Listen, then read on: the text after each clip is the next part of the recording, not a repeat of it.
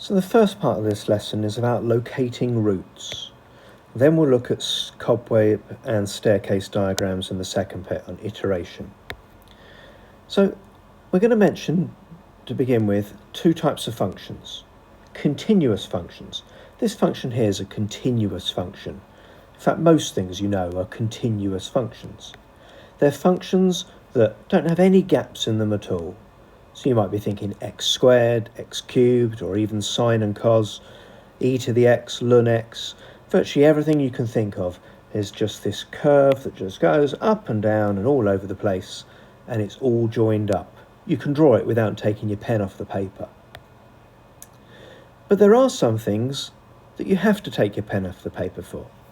These are things with a discontinuity. They have a break in them. You see this one here. It's got an asymptote down here at x equals 1. And you might be able to think of some other ones.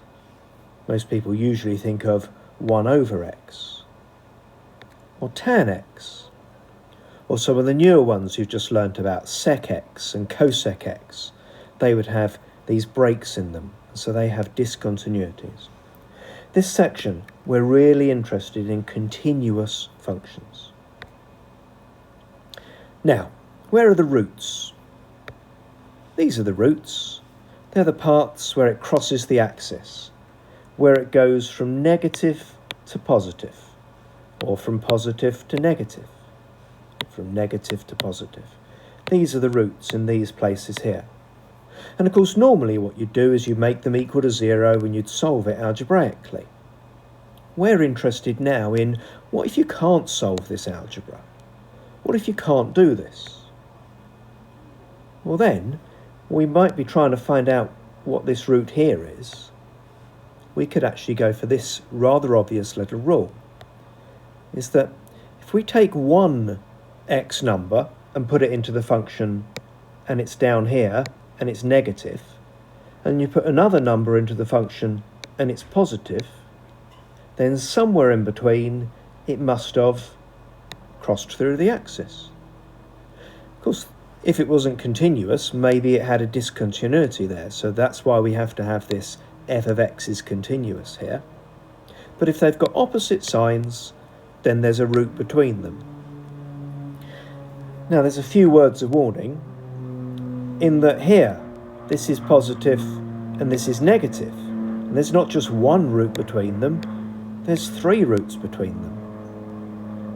This one here, they're both negative, but there are roots between them here, because actually it's gone up and down there. And this one here, yes, it's positive, yes, it's negative, but that's when the discontinuity has caused us problems. So in some of the questions, they say at least one root between A and B, just to be careful. Now, there's an equals there in mine and a minus there. It's come out a bit wrong there. I'm going to show you a more difficult example, which looks like this.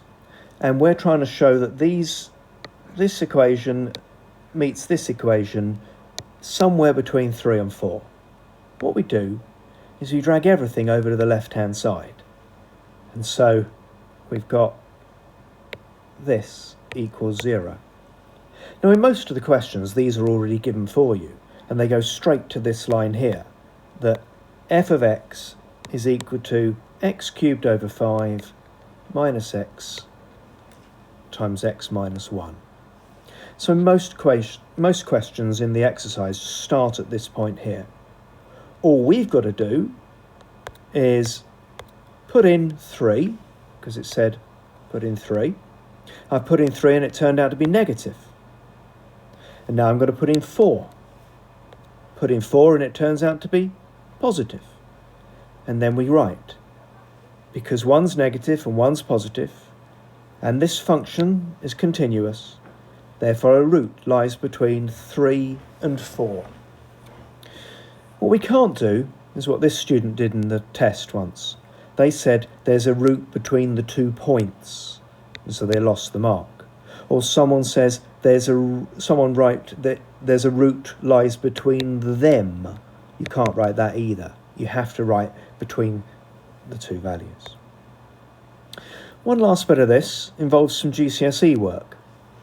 That if you've been told that this value, 3.62, has been rounded to 2 decimal places, then you know that it's not 3.63 because that's the next one up. And it's not 3.61 because that's the next one down. So between which two values can it actually be?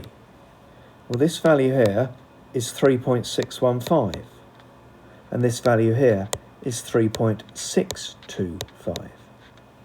And so what we'd be doing to show that the root is that is we'd be doing f of this and f of this. One would be positive and one would be negative, and so we'd be showing the root lies between them. So we'd work like that. Now, for my class, I'm asking them to do questions 2, 3 and 8 in that order and then go back and do some others, but maybe your teacher will ask you to do something slightly different.